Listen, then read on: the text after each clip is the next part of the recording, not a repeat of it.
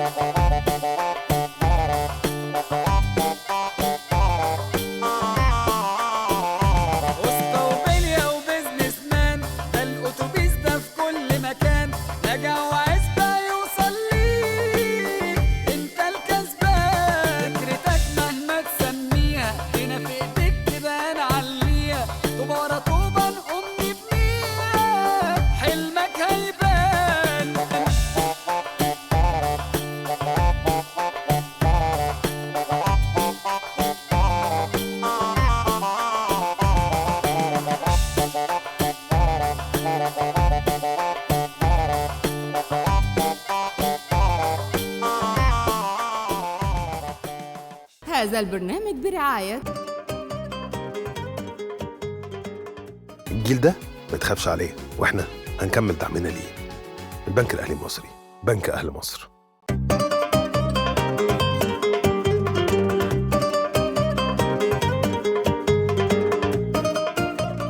احنا دلوقتي على ابواب حاله استثنائيه جدا. منطقه الصفا الصناعيه منطقه تم اعدادها منذ نهاية التسعينات علشان تكون البديل لمنطقة مسابك شبرا. الصفا على أطراف سجن أبو زعبل في منطقة القليوبية الحقيقة حالة نادرة جدا. كل الصناعات سواء الثقيلة أو الصناعات الخفيفة أو حتى الصناعات النوعية أو الصناعات الغذائية أو الصناعات الإلكترونية كلها بتخرج ليها قطعة من هنا من قلب المسبك.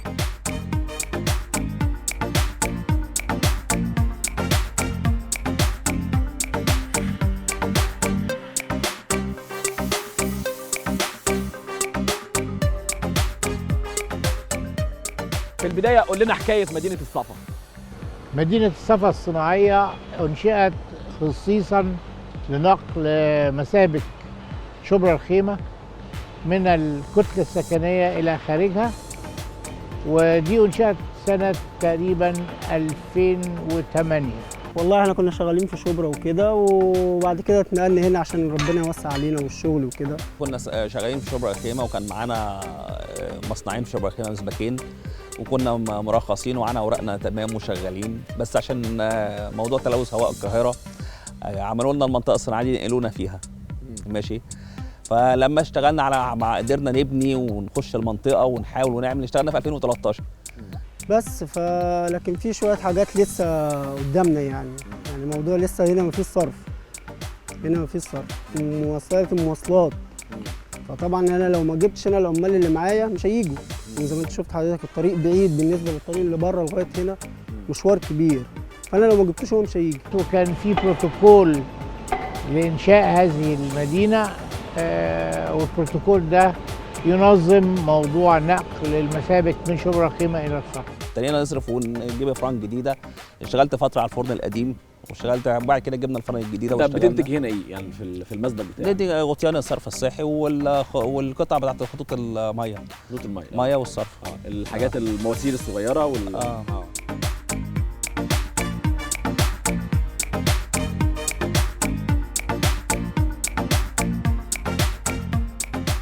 كم مصنع كان المفروض يتنقلوا هنا للصفا؟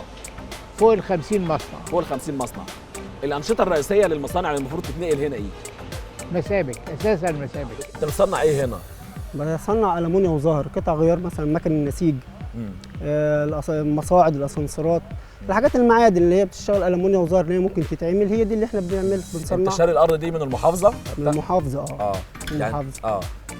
وحصلتوا على التراخيص المفروضه؟ لا خلصنا كله، الموافقات النهائيه المبدئيه والنهائيه والتراخيص كلها، بس باقي علينا مثلا موضوع قسط ولا حاجه، لكن معظم المبلغ بتاع الفلوس احنا دافعينه. المكان ده ممكن يتحول لايه لو قدرت تشتغل بكامل الطاقه بتاعتك او قدرت تنقل كل معداتك من شبرا لهنا؟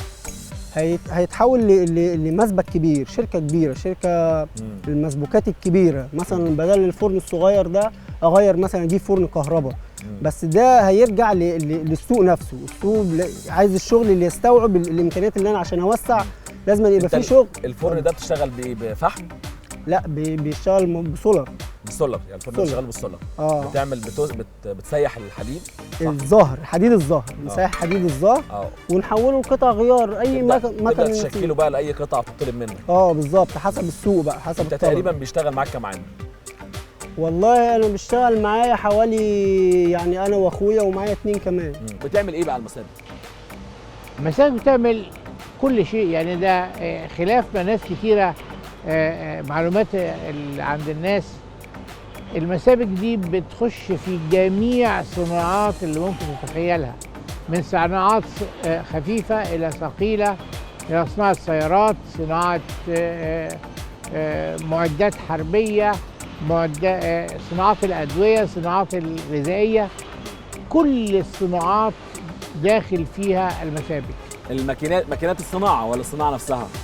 يعني لو بنتكلم على الصناعات الغذائيه بالتاكيد المسابق بتشتغل على تصنيع الماكينات، صح كده؟ المسابق كل الماكينات هتلاقي فيها غالبا مسبوكات. احنا بنتكلم على تقريبا ما فيش حاجه مش محتاجه مسابق. طرمبات محتاجه، محركات محتاجه، آلات زراعيه محتاجه مسابق.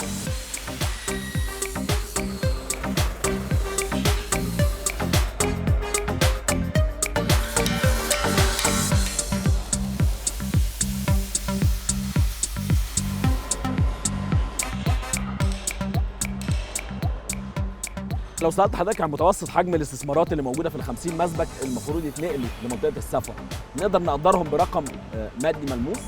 لا مش سهل، لأن المسابق في منهم مسابق كبيرة ومسابق صغيرة، مش سهل إن أنا أقول لك. يعني متوسطات المسبك الصغير المتوسط مثلا راس ماله كام، والمسبك الكبير ممكن يوصل لحد؟ أصل في حاجة، المسبك الصغير اللي موجود في شبرا الخيمة إحنا عملنا حسابنا إن لما يجي من شبرا الخيمة مش هيفضل ورشة صغيرة يكبر، ولكن خصصنا لكل مسبك مساحة كبيرة بحيث ان هو يقدر يتوسع ويدخل الميكنة ويدخل معدات حديثة تنتج انتاج جيد وتبقى غير مضرة بالبيئة.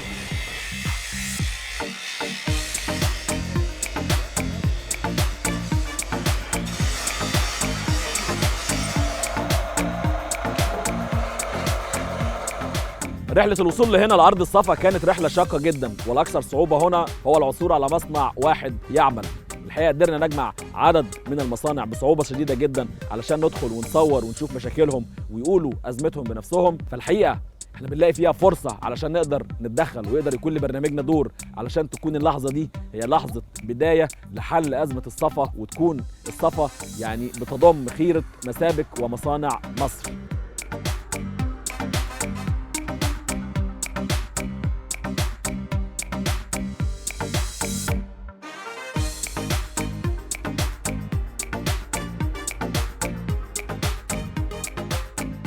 هنا مهد الصناعة في مصر، هنا أرض الشركات ومنطقة المشتل، واحدة من أهم التجمعات الصناعية فيها يعني كل أنواع المنتجات اللي ممكن نتخيلها.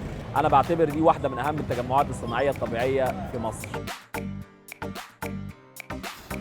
السلام عليكم. عليكم السلام ورحمة الله وبركاته. أنت بتعمل إيه بقى دلوقتي؟ قول لي. هنا سبك معادن. ده سبك معادن إن شاء الله. دي رملة؟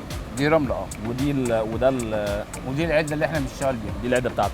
دي الرواسب. أنت هتسبك إيه بقى؟ يعني فين المعدن تحطه فين؟ المعدن هيتحط هنا. بتصبه من هنا.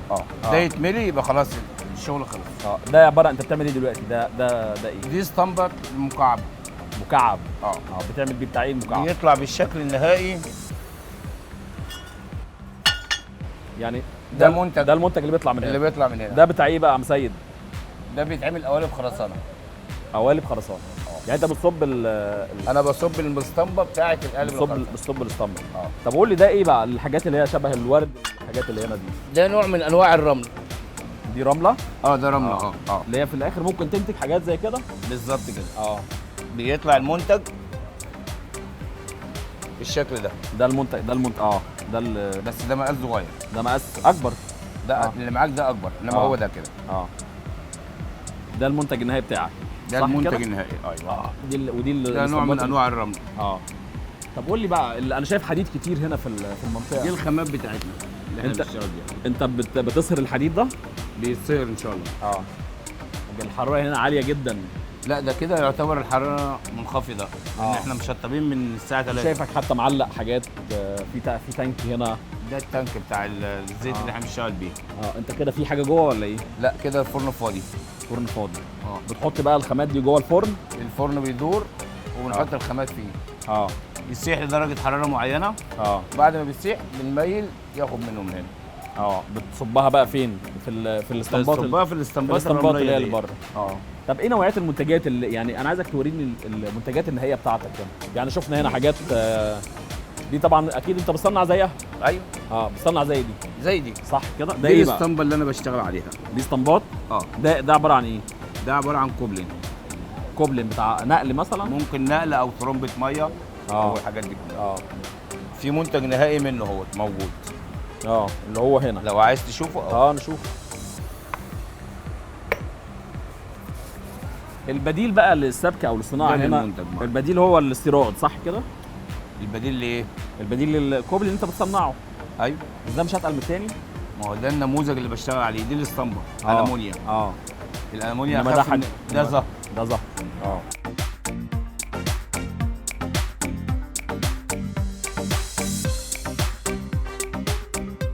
المنطقة دي فخر الصناعة في عالم البلاستيك والنسيج والمنسوجات والمسابك، يعني فيها صناعات كتيرة أخرى كتيرة. ممكن نصدر وكل حاجة، بس المصانع هنا أكتريتها صغيرة. تصدر بره مصر، احنا عندنا دماغنا حلو ومصر جميلة وصناعاتها حلوة وناسها حلوين. محتاجة برضو تكبر وكده والصناعات تكبر وهي هتصدر بره وكل حاجة، وهنا العمال بتاعت شغل وبتشتغل وعايز تاكل عيش. نداء لأهل مصر من بنك أهل مصر، حذرنا من النصب كتير بس برضه هنكرر التحذير. يلا. 1 ما تثقش في أي واحد. 2 يا حبيبنا مالهمش أمان، الدوس على اللينك والسبام. 3 أرقام في ظهر الكارت، إياك تقولهم لأي حد. 4 ما تشيرش الOTP، رقم غريب اقفل عليه. 5 تحديث البيانات في الفرع مش على التليفونات. 6 ما تأمنيش يا ست، ده نصاب عامل مندوب على النت. 7 هوس، حافظ على الفلوس يا بص. 8 تمن الغدر الصعب، ودينا بنوعي كل الشعب. 9 اداك 90 أنارة، نصاب والله وعن جدارة. وال10 دول والله حارب، لا خلي الشعب كله عارف. احفظ نصايح بسيطة تحميك من سرقة كبيرة. بإيديك ما يتنصبش عليك. البنك الأهلي المصري، بنك أهل مصر.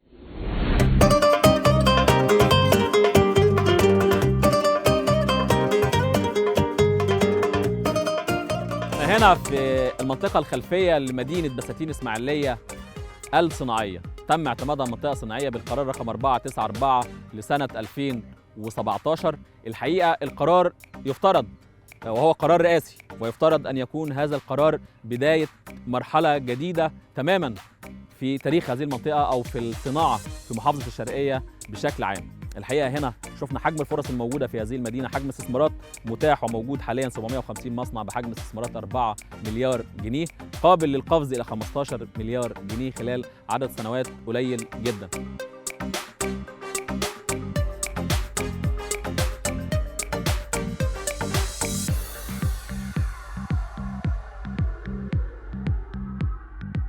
ايه اللي اتغير بعد صدور القرار 494 لسنه 2017؟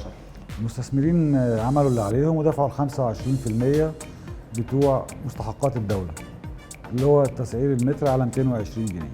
حضرتك دلوقتي رحت مباشره لنقطه واحده اللي هي الخلاف على سداد مستحقات تحويل الارض من زراعي لصناعي. لصناعي. اللي وبدانا هي فعلا كام بقى يا فندم؟ اللي هي 220 جنيه للمتر. تمام. وبدانا فعلا في الدفع.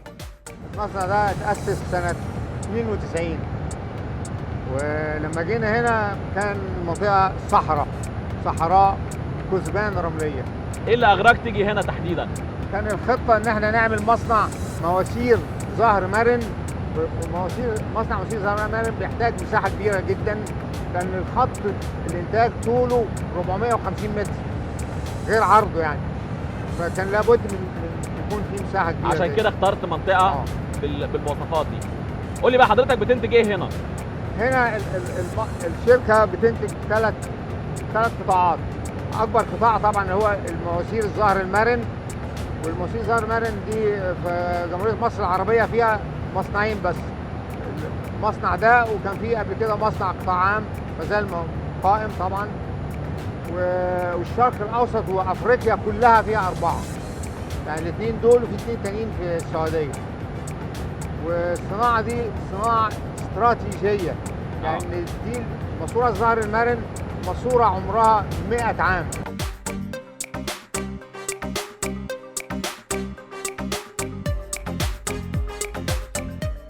احنا بنعمل 3 حاجات، بنصنع مواسير ظهر مرن، في انواع كتير قوي من المواسير، ماسورة الظهر المرن هي تعتبر ام المواسير، يعني شركة مياه القاهرة مثلا على سبيل المثال، شبكة مياه القاهرة، ان القاهرة بتعتبر استراتيجية الى حد ما، كل المواسير بتاعتها بتبقى ظهر مرن.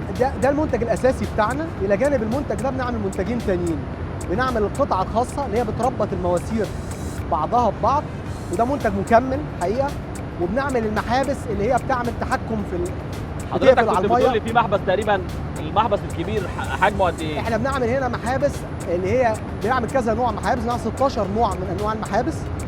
في محابس اللي هي بتستخدم في الصرف الصحي، اكبر محبس اتعمل في مصر كان قطره 1800 مللي، ارتفاعه تقريبا 9 متر، وزنه تقريبا 20 طن. 20 طن محبس؟ وزنه 20 طن محبس واحد. لو حضرتك قسمت لنا المناطق دي، في كم مصنع كبير، في كم مصنع متوسط، في كم مصنع ممكن نسميهم نشاط متناهي الصغر؟ هو حضرتك نقدر نقول حاجه ثانيه، ان النهارده المنطقه ال 750 مصنع المقامين هم على مساحه 30% من المنطقه. 30. فاذا المنطقه لسه تستوعب قد العدد اللي موجود مرتين وثلاثه.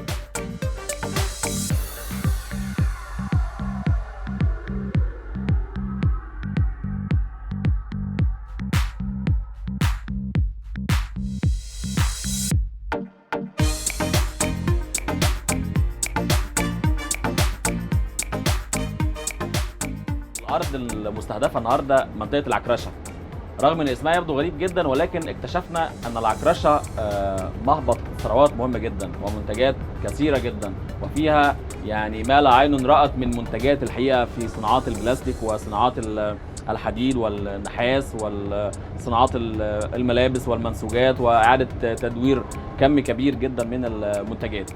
العكرشه فيها ما يقرب من 800 مصنع. العكرشه التابعه لمحافظه القليوبيه هي واحدة من النماذج المهمة جدا للمناطق الصناعية الشعبية في مصر. من يستحق الخدمة إذا لم يحصل عليها هؤلاء؟ إلى العكرشة.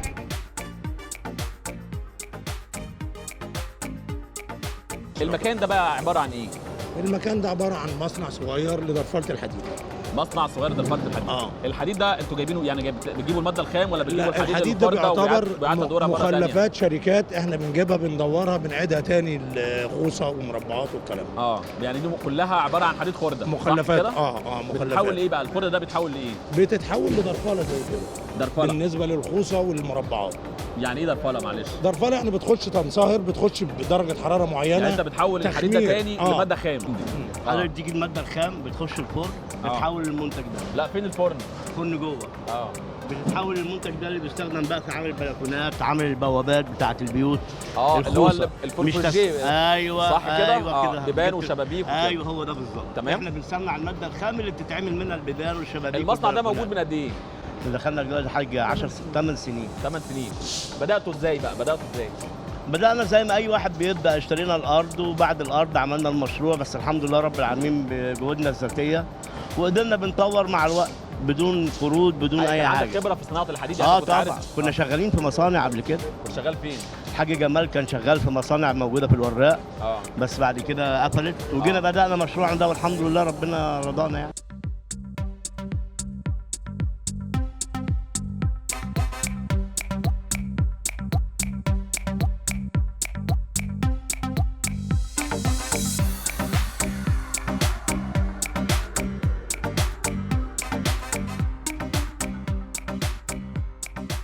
قول لي يا حاج طارق ايه اللي هنا؟ يعني احنا فين؟ بنسبك حديد عن طريق الرمل، سباكه رمليه، بنعمل ضوافر لوادر وحفارات وكل مستلزمات شبكات الميه والكسرات وما يخالف ذلك يعني.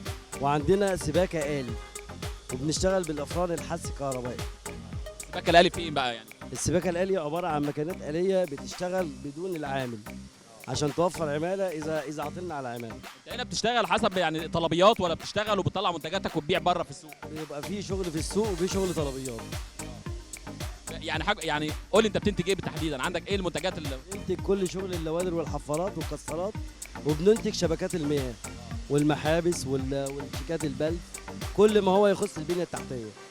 يعني لو جه حد قال لك انا عايز مثلا تعمل لي اي حاجه في اي جهاز تقدر تعملها؟ اي منتج، حتى ماكينات الرخام بنصنع اجزاء فيها، المقاشط بنصنع اجزاء فيها، المناجل، السناديل بتاعه الحداده، كل ما هو يختص بالحديد او بالدكتايل بنعمله او بالجري. انت مصنعك هنا مرخص يا حاج طارق؟ عندنا رخصه طبعا، وعندنا سجل بيئي وسجل صناعي الحمد لله يعني، معتمدين هيئه قوميه ومعتمدين في كذا شركه حكوميه ومعتمدين في العاصمه الاداريه الجديده، شغلنا معتمد فيها. احنا قابلنا مصانع هنا في العكرشه معهاش لا سجل تجاري ولا صناعي ولا بتاع، وبيتكلم على انه عنده مشاكل في الترخيص، وبنلاقي ناس تانية عندها تراخيص وعندها تقدر يعني يبقى عندها كل اوراق سليمه. تمام. هو كل القصه ان هو يعني شغال شغل يومي، ما عندوش توريدات، فمش معتمد ان هو بيشتغل مع الشركات عشان يبقى عنده ورق، لان هو لسه يعني مش مؤهل لذلك. انت بدات هنا من امتى؟ احنا شغالين هنا من 93.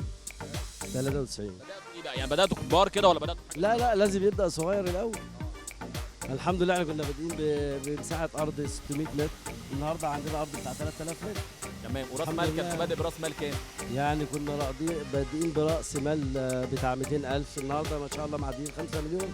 تمام الحمد لله يعني. القصص بقى قصص النجاح بدايه المصانع، هل انت شايفها متكرره هنا ولا ناس بتفتح وتقفل وتمشي لا في ناس هنا مجتهده وفي ناس ما عندهاش استعداد تشتغل.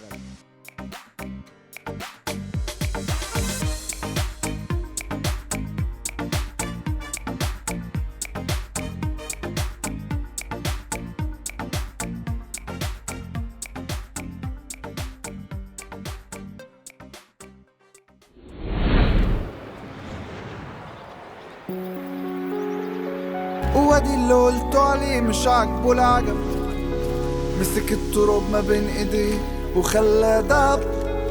العقدة اتفكت على ايدك، كنت انت السبب، عدلت المايل سويت في هوايل والهايل، وجدت بدايل وبديلك غلب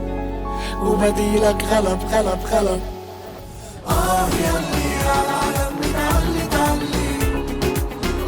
ياللي افكارك عمرها ما تجلي، انت اجمد واحد من اهلي، انت اجمد واحد. اللي عمله الجيل ده الفترة اللي فاتت أثبت لنا إن الصناعة المحلية عمرها ما كانت فترة وهتعدي، وعرفونا كلنا إننا لما بنحط حاجة في دماغنا مفيش حد يقدر يوقفنا. الجيل ده ما تخافش عليه، وإحنا هنكمل دعمنا ليه. البنك الأهلي المصري، بنك أهل مصر.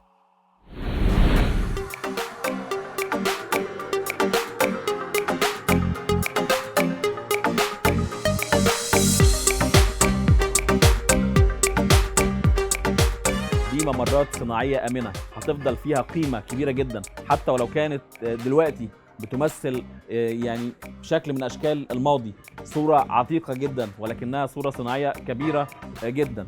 أصل صناعة النحاس بدأت هنا، قد يعود عمرها لأكثر من 200 سنة، وقد يعني تختلف السنوات ولكن لا تختلف الصنعة. هذه الصنعة يتوارثها الأجيال أبا عن جد. الآن يعني تعاني بفضل يعني تطورات كبيرة جدا، بعضها بيرجع لأن في أفران كهربائية دخلت، في صناعات مختلفة بدأت تدخل، في استخدام ماكينات الليزر أو التشكيل بأشكال مختلفة، ولكن يبقى الشيوخ اللي موجودين هنا هم شيوخ الصنعة. لو نقلناهم لمناطق أكثر أمانا، لمناطق أكثر قدرة على تحقيق تطلعاتهم وعلى تحقيق أمنياتهم، دول فنانين. هؤلاء الفنانين لازم ياخدوا فرصتهم، فرصة لصناعة التحف والنجف والقطع الداخلة في صناعة الموبيليا من النحاس ومن الألمنيوم.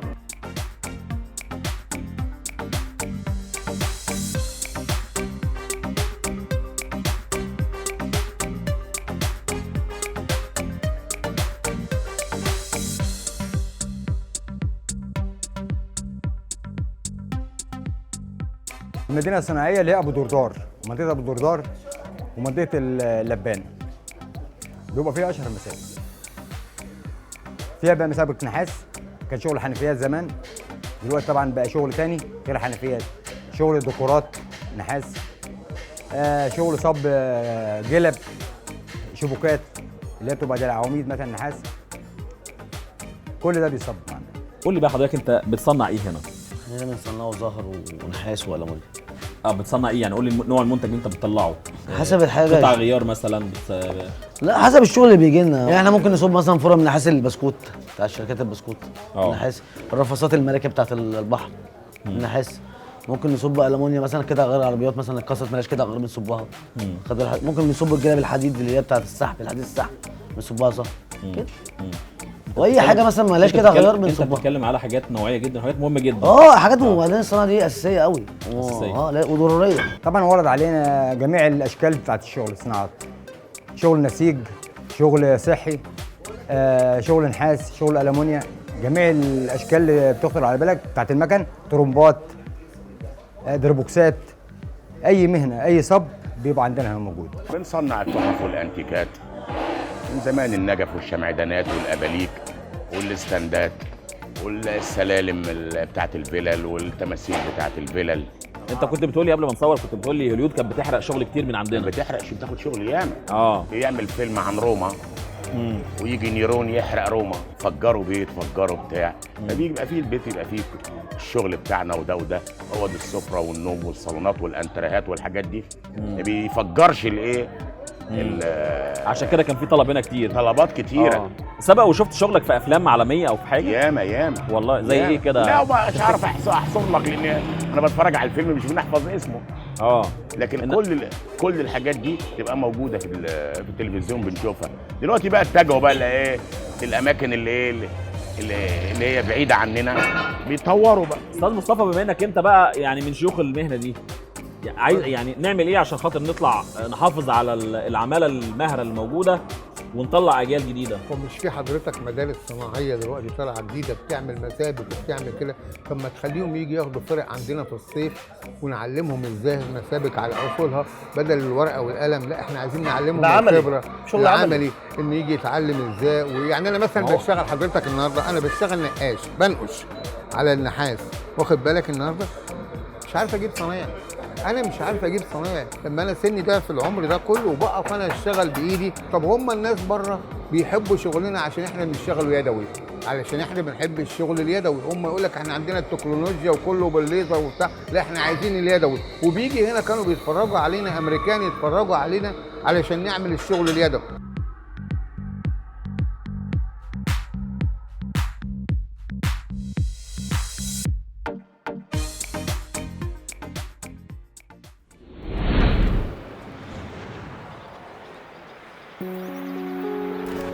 وادي اللي قلتوا عليه ده مجرد ولد خطف نجاحنا بايده من بق الاسد، بدماغه ماشي ودماغه توزن 100 بلد، في المبدأ عمره ما بيجزأ، فينا وفي نفسه مصدق، طاير بجناحه وما صدق جناحه اتفرد، جناحه اتفرد ولد. اللي عمله الجيل ده الفترة اللي فاتت أثبت لنا إن الصناعة المحلية عمرها ما كانت فترة وهتعدي، وعرفونا كلنا إننا لما بنحط حاجة في دماغنا مفيش حد يقدر يوقفنا. الجيل ده ما تخافش عليه، وإحنا هنكمل دعمنا ليه. البنك الأهلي المصري، بنك أهل مصر. بنكتب بدايتها، ماشيين وراها في سكتها، عايشين بروحها وقوتها، ومكملين سوا من سنين، بنروح أي محافظة ونعيش لحظة بلحظة، أجيال واعية وحافظة، وبقلب دول شغالين. هذا البرنامج برعاية الجيل ده ما تخافش عليه، وإحنا هنكمل دعمنا ليه. البنك الأهلي المصري، بنك أهل مصر.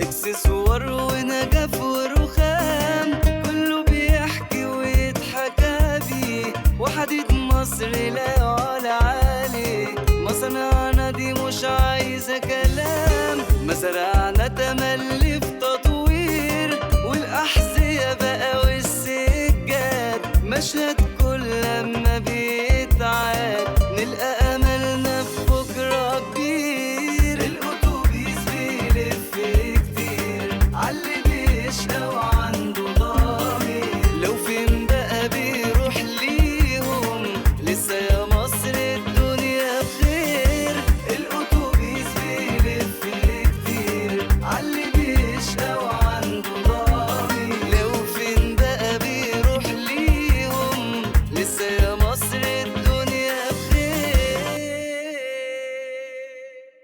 هذا البرنامج برعاية الجيل ده ما تخافش عليه، وإحنا هنكمل دعمنا ليه. البنك الأهلي المصري، بنك أهل مصر.